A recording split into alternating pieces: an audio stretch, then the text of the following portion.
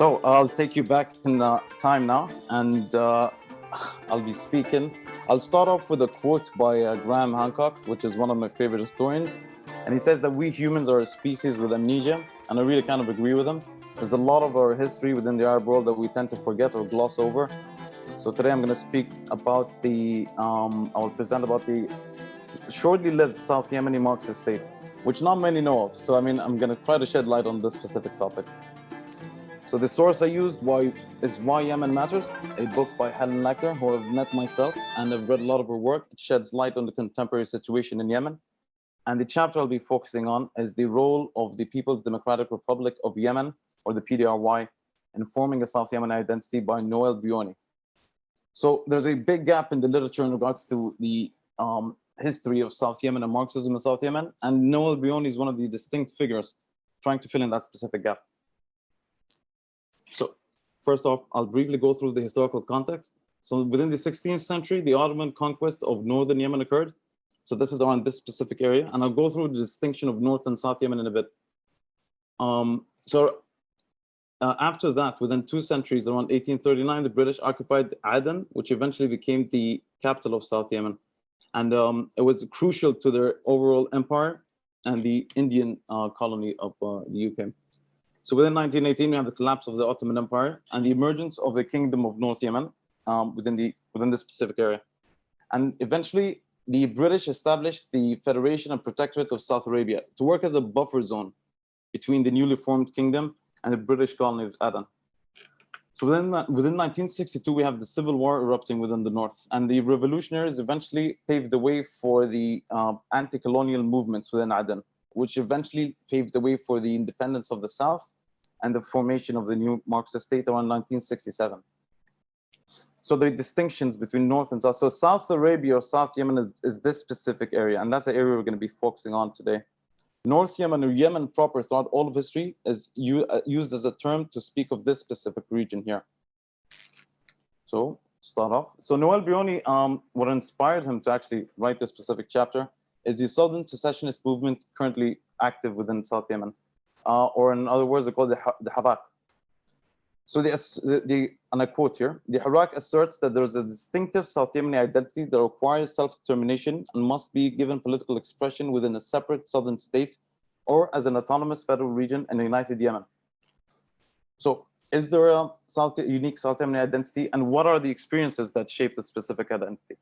So according to Brioni, he agrees that there is a distinct identity, and it's kind of the base foundations of this specific collective identity was formed around the British rule of South Arabia.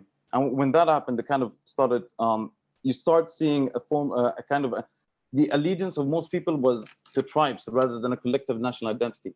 And eventually with time, you have the southern rule by the British, which led to a form of national rhetoric or a narrative.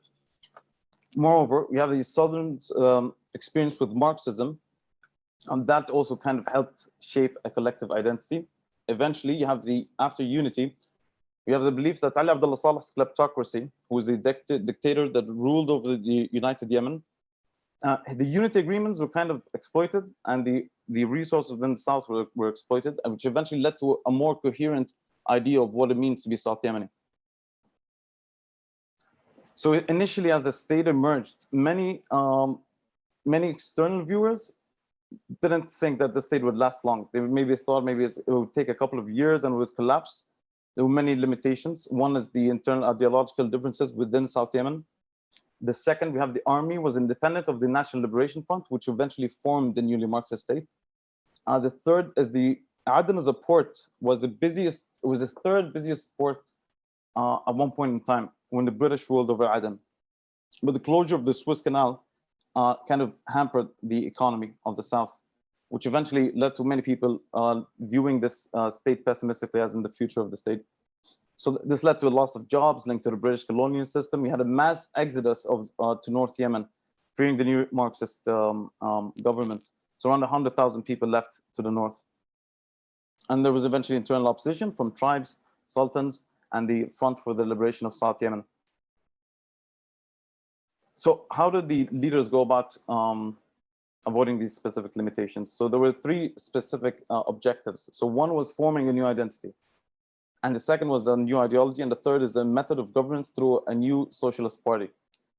And they did that through a weird, it's a system that they kind of formed through support from the Soviet Union. So the Soviet Union supported the South in the form of ideological training. Abdel Fattah Ismail, the Secretary General, eventually set up the School of Scientific Socialism to ensure education would enforce indoctrination of people with Marxism. And of course, they set up the Yemeni Socialist Party following the Soviet model. And alongside that, what occurred was a purging and a reorganization of the armed forces. And there was enforced military service, which kind of paved the way for more Marxist and nationalistic indoctrination, which was a crucial element in order to consolidate power within the South.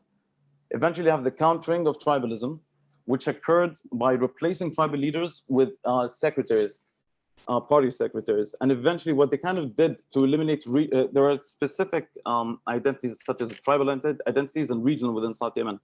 And what occurred was they they removed the names of specific regions and replaced them with numbers, which in order to kind of have a enforced collective amnesia within the people and to have a unitary identity and the control and centralization within the country. So this whole system was supported by mass organizations, trade unions, feminist organizations, women's union, a peasant union, and youth movement. So was there a new socio-political infrastructure?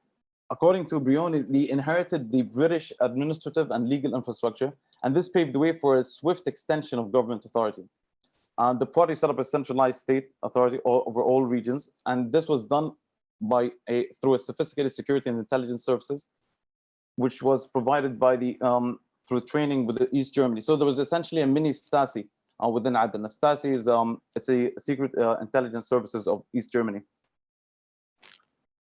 So this swift consolidation of power worked as a double-edged sword. So on one hand, we had a ruthless and brutal purges, elimination of internal threats.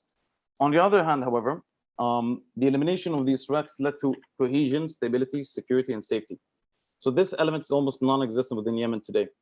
And this is something that they kind of reminisce within the past, the South Yemeni secessionists, in order to kind of return. They would want something similar to that today, something which is almost non-existent.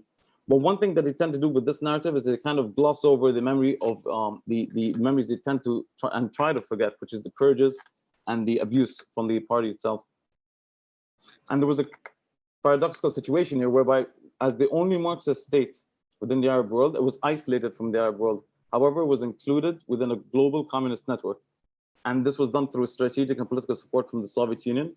And the PDRY, South Yemen, the Marxist government, they supported all of the other Marxist organizations within the Arab world, such as the PFLP, and led by George Habash within Palestine, and the Kurds in Iraq. They formed the People's Militia through training in China and Cuba, and individuals pursuing higher education and professionals pursuing training eventually went to Eastern Europe, Cuba, and Soviet Union. They kind of had this kind of formed a different world outlook for South Yemen in general in comparison to the rest of the Arab world. So was it a bright past? And this is what kind of Brioni was wrestling with. And the Communist Party, through Soviet support, did eliminate the quasi-caste system which was existent within the South at that specific time. And the women's right was a fact. I mean, women did have specific rights, and it was a memory within the past which women actually they cherished until today. Ethnic minorities they gained the rights at that specific time period, the episode of communism, and there were many laws preventing issues facing Yemen today, such as the use of qat, which is a plant or a drug which is known for psychological dependency, and that's something that they also cherish. The communist government limited the use of that specific drug, which is a big issue within Yemen today. And there was another issue, which is gun control. The Soviet party the Communist Party was kind of successful in restricting gun ownership, so which was something that they tend to look back to. However, with that being said, there are many things that they tend to gloss over, and from the purges to the abuse of power, and that's something that's the South Yemeni secessionists are struggling with today. So in terms of further readings, I suggest maybe the regionalism and rebellion in Yemen. Yemen Endures, the current publication by Jenny Hill, and Noel Bioni's magnum opus, which is Yemen Divided, the story of a failed state in South Arabia. And if you require any additional information regarding South Yemen, these are my contacts, and thank you so much.